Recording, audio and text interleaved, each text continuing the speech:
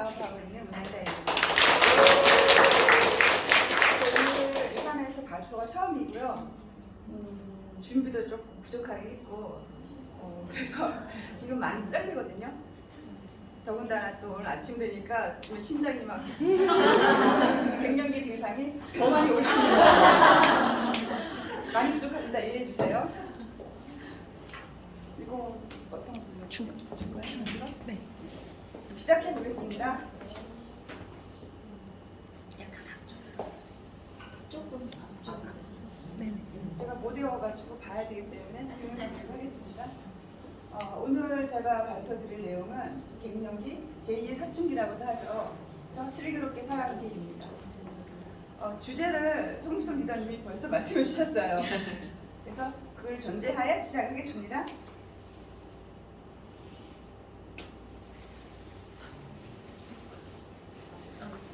서툴러가지고 죄송합니다. 네, 갱년기 다 겪고 있을 거고 또 이제 또 갱년기가 시작되지 않으신 분들도 있을 텐데 좀 다 알고 있을 거라고 저도 생각했거든요. 근데 준비를 하다 보니까 제가 많이 모르고 있었더라고요.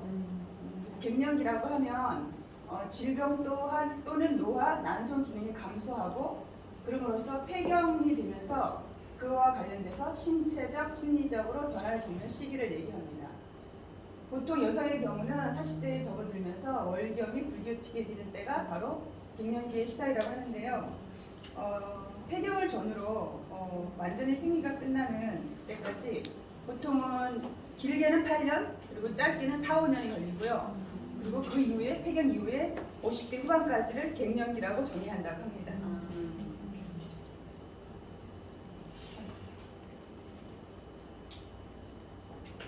그래서 폐경이 되면은 여성 호르몬 에스트로겐이 정상적으로 분비되지 않는 상태를 얘기하는데요.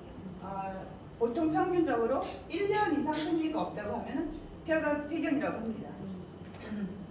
그런데 세계 평균적으로 보면 51세에 폐경을 하고 국내 평균은 49.7세.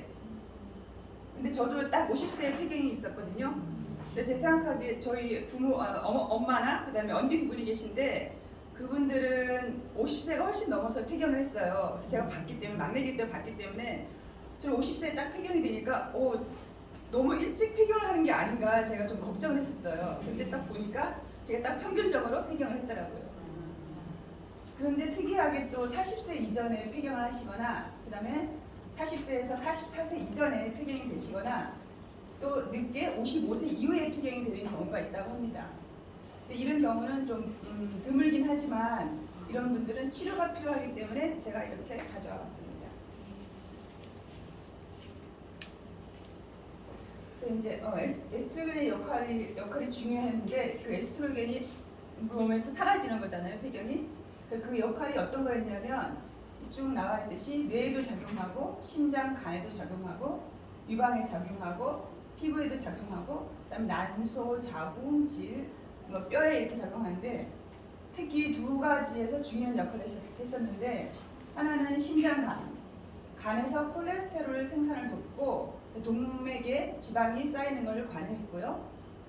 그 다음에 중요한 역할은 뼈의 강도 유지하는 거에 중요한 역할을 했습니다. 그래서 이제 갱년기 증상은 다들 많이 들어보셨고 또 겪으시고 있으실 텐데 제가 살펴봤더니 우리나라 여성들의 대표적인 갱년기 증상은 갱년기가 시작되는 40대 보통 이제 시작되는 40대 초기 40대 중후반에 열성 홍조가 있습니다. 특히 안면 홍조가 심하신 분들이 있고요. 그다음에 또 얼굴뿐만이 아니라 온몸에 등이나 가슴이나 목이나 이렇게 있다고 해요. 저는 수시로 얼굴이 빨개지는 사람이었기 때문에 어릴 때부터 계속 얼굴이 수시로 좀 빨개졌거든요. 그래서 안면 홍조가 있는지 없는지는 몰랐는데 새벽녘에 보니까 제가 잠을 깨는데 등이 뜨거워가지고 잠이 깨지더라고요. 그래서 지금 제 50대 중반이거든요. 그래서 그거 갱년기 증상이었구나. 저 그렇게 알았고요. 그다음에 이제 삭신이 쑤시는 관절 통증. 전문적으로.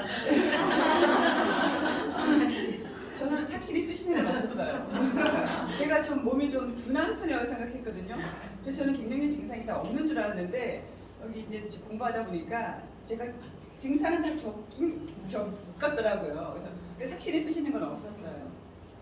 그다음에 이제 뭐 감정기복 이건 제일 많이 들어보셨을 거예요. 제2의 사춘기라고 하는 게 아마 또 여기서 유래된 게 아닐까 싶은데 뭐 잦은 뭐 단순한 거에도 화가 난다든지 뭐 남편의 뒷모습을 밥 먹는 소리가 싫다든가 막 이런 경우가 있다고 해요. 저는 남편이랑 단둘이서 이제 가게를 했었거든요. 그래서 24시간 붙어 있었어요. 당연히 좀 문제가 있었겠죠. 근데 그걸 좀 지나니까 좀 괜찮아지더라고요. 근데 저는 붙어 있는 시간이 길어서 그런 줄 알았더니 이 또한 갱년기 증상이더라고요. 그 다음에 수면장애. 이거는 갱년기뿐만이 아니라 요즘은 젊으신 분들도 많이 겪고 있잖아요. 그래서 문제가 좀 되는 것 같고 수면장애는 진짜 고생을 많이 하시는 분들이 계세요. 그러니까 제 주변에 있거든요. 그 다음은 이제 50대 초중반이 되면 생식기 위축, 민요기 위축, 피부 노화 이런 게 있는데 그러니까 질이 건조된다거나 그 다음에 요실금이 생긴다거나 그 다음에 피부가 노화된다거나 50대 초반까지는 제가 몰랐거든요. 근데 딱 진짜 중반이 지나니까 피부가 급격하게 이게 좀 변화가 있더라고요. 잔주름이 깊어지고 그 다음에 이 상처 같은 게 좀 자주 생기고 이런 증상이 있더라고요. 그 다음에 이제 60세 정도 되면은 이제 골다공증이 생기시는 분들도 있다고 하시고 그 다음에 심혈관 질환이 생기시고 더 나이 들어가면서 이제 치매까지 오게 되는 게 모두 에스트로겐의 역할이다, 증상이다, 때문이다 이렇게 말씀드릴 수 있습니다. 그러면 증상별로 어떻게 우리가 대처하면 좋은지 한번 살펴봤습니다. 열성 홍조, 안면 홍조 이 같은 경우는 시간이 지나면서 사라진대요. 보통 4, 5년 정도 가다가 저절로 사라진다고 합니다. 그런데 오래 가는 분은 10년에서 15년까지 그러니까 뭐 60대 중반까지도 이런 증상이 있다고 해요. 근데 이제 진짜 심한 안면 홍조는 호르몬제가 아니면 해결이 안 된다고 해요. 그 다음에 관절 통증. 이거는 처음에 갱년기 증상으로 시작했다가 그 다음에 노화 증상으로 이어진다고 해요. 슬픈 일이죠. 다음은 수면장애. 이 수면장애는 증상에 따라서 좀 강도가 달라지는데요. 제일 좋은 게 운동 열심히 하고 그다음 햇볕 많이 쐬고. 근데 햇볕을 쐴 때 잠자기 전 15시간 전에는 햇빛을 쐬야지만이 수면에 도움이 된다고 합니다. 그 다음에 운동하고 햇볕으로도 해결이 안 된다. 그러면은 멜라토닌의 도움을 받아야 된다고 합니다. 그래도 해결이 안 된다. 그러면 여성 호르몬제 도움을 받아야 되고요. 그래도 안 된다. 그러면 수면제를 복용해야 된다고 하는데 수면제도 이제 뭐 계속 복용하는 게 아니고 증상에 따라서 가감할 수가 있겠죠. 다음은 감정기복. 이게 많이 힘드실 것 같은데요. 이것도 역시 4, 5년 내에 감소된다고 해요. 4, 5년이 지나면서 좋아지고 우울증이 있다가 좀 사라지고 그런데 이것 또한 일상생활에 지장이 줄 정도면 또 치료가 필요하다고 해요. 그다음에 생식기 위축, 그다음에 비뇨기 위축 이런 것들은 국소 치료가 가능하다고 해요. 이 전반적으로 다 같이 오는 모든 증상이 한꺼번에 오는 그런 갱년기 증상이 아니라고 하면 이 부분에 대해서는 얼마든지 산부인과에서 치료가 가능하다고 합니다. 단독 치료가 가능하다고 해요. 다음에 피부 노화. 콜라겐 합성이 안 되기 때문에 피부가 거칠어지고 아까 제가 말씀드렸듯이 상처가 잘 난다고 해요. 다음에 가장 영향을 많이 받는 게 이 골다공증이라고 하는데요.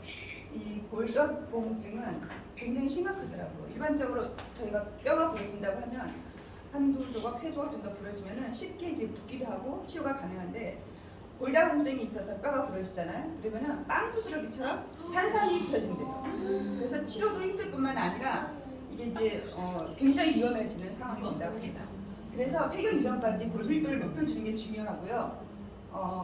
특히 20대, 30대까지 골밀도 수치를 100 정도까지 올려놓으면은 폐경이 되기 시작하면서부터 이렇게 30대부터 이렇게 내려가다가 폐경기가 되면은 급격하게 떨어진다고 하거든요. 그래서 100까지 올려진 골밀도가 이제 떨어지면은 훨씬 더 이제 덜하기 때문에 반드시 저는 지났지만 제 딸이 있는데 딸한테 좀 신경을 써야겠다 이런 생각이 들더라고요.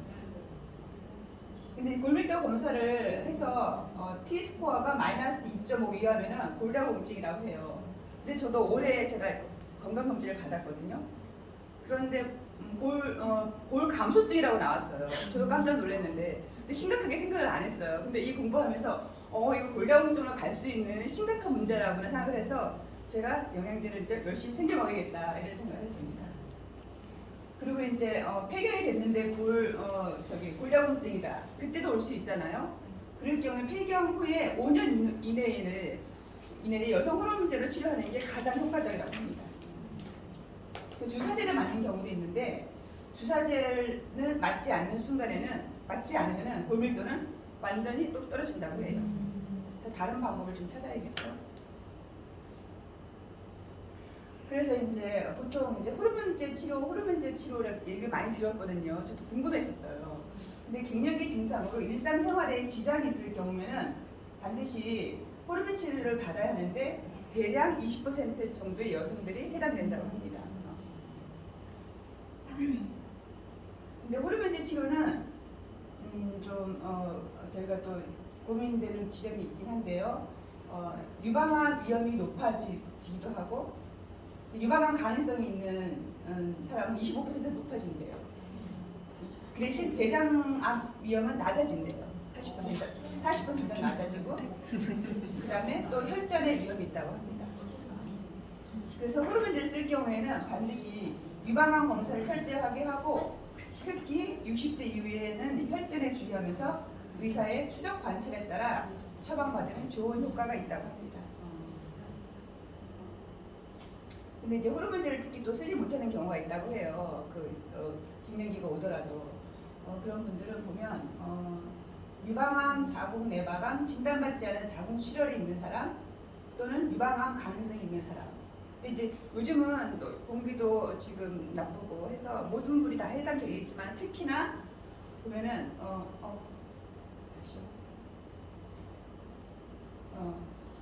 유방에 물혹이 있으신 분들, 그다음에 또 12세 이전에 초경을 하신 분들, 그다음에 분만을 늦게 하신 분, 35세 기준이라고 해요. 요즘 많이 늦게 하잖아요, 그렇죠? 그래서 또 유방암 많이 생기는 것 같기도 해요. 그다음에 모유 수유가 충분하지 않은 여성, 그다음에 55세 이후에 폐경 여성, 그다음에 자녀 수가 많으신 분보다 적으신 분들이 또 불리하다고 하고요. 그럼 또 이게 호르몬제가 어쨌든 약이기 때문에 간 기능 문제나 간 dam독의 질환이 있으신 분들한테는 쓰지 못한다고 하고요. 그다음에 심혈관 질환이 있는 사람들을 못 쓰는데 폐경 이후에는 여성들이 심혈관 질환이 남성들보다 6배가 높아진다고 해요. 그래서 젊었을 때는 비율이 남성이 훨씬 높았는데 또 폐경 이후에 높아지면서 비율이 거의 비슷해진다고 합니다.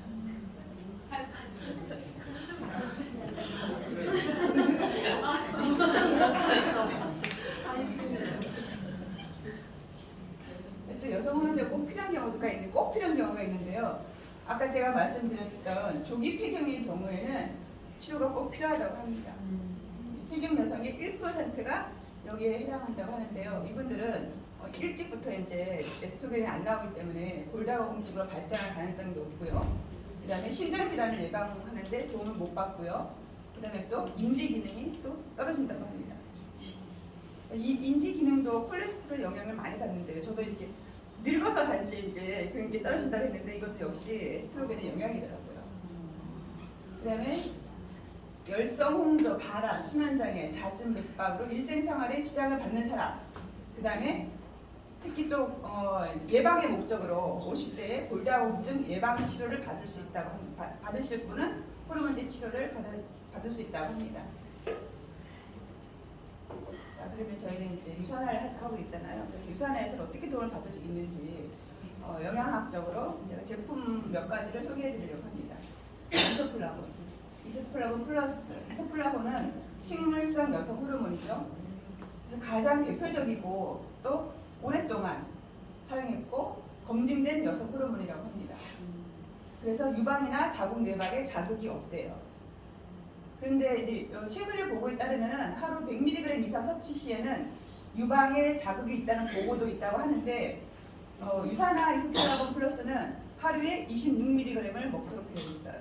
그래서 폐경이 안 되신 분들, 또 젊으신 분들도 꾸준히 지금 에스트로겐은 지금 줄어들고 있기 때문에 미리미리 좀 드시면은 도움을 많이 받으실 수 있을 것 같아요. 네, 음식을 봤더니 저희가 이제 콩 종류는 다 좋은 줄 알았더니 또 된장, 청국장, 춘장 이런 게 그냥 콩이나 콩나물이나 두유보다는 훨씬 더 이소플라본이 많이 들어있다고 합니다.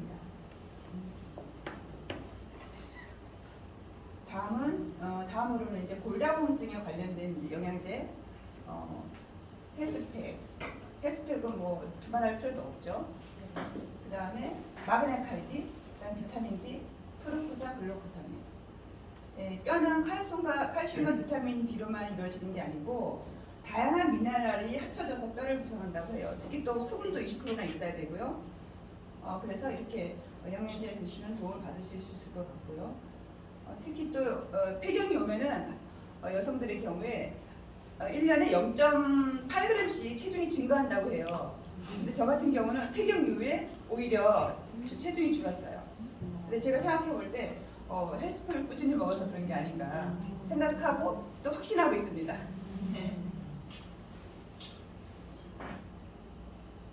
다음으로는 혈행 건강에 도움을 주는 바이오메가, 컨슈머렉 인증을 받았고요. 그 다음에 코키논, 그 다음에 콜레스테롤을 낮춰주는 파이버즈 플러스. 다음은 또 이제 또 수면이 문제잖아요. 수면에 도움을 주는 퓨어레스트. 이건 천연 멜라토닌이고요. 이거는 한국에는 없고 미국에서 지금 판매되고 있고요. 그 다음에 마그네슘 파우더. 다 아시죠? 최근에 출시됐고 심신 안정에 도움을 주고 그렇고 스트레스 릴리프. 이것도 역시 이제 심신 안정에 도움을 주는데 미국에 있는 제품이지만 제가 가져온 이유는 제 친구 중에 심한 수면 장애를 겪는 친구가 있었어요. 진짜로 거의 잠을 못 잔다. 근데 보면 그 친구 보면은 아무 걱정이 없어 보이는 친구거든요. 근데 너 걱정이 뭐니? 도대체 네가 왜 잠을 못 자니? 제가 그런 말 얘기를 했는데 그래서 이 추천해 줬더니 그 친구가 이거를 먹었어요. 먹었더니 하루에 2-3시간 정도는 잠을 잔다고 그렇게 하더라고요. 네, 제가 잠을 들었죠. 그다음에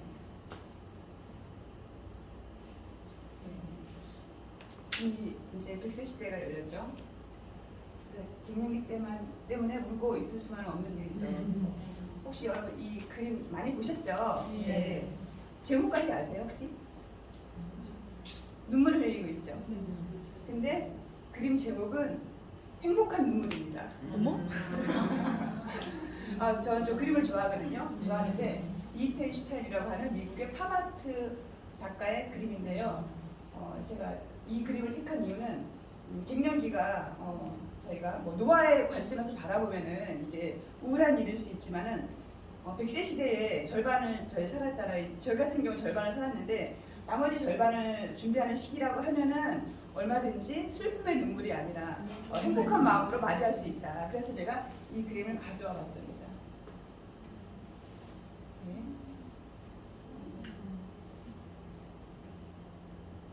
제가 먼저 눌렀네. 아무튼 이 PPT는 제가 직접 한 건 아니고요. 좀 도움을 받았어요. 전문가한테. 전문가가 저희 집에 있거든요. 이 그림은 제가 있는지도 몰랐는데 자고 났더니 지금 해놨네요.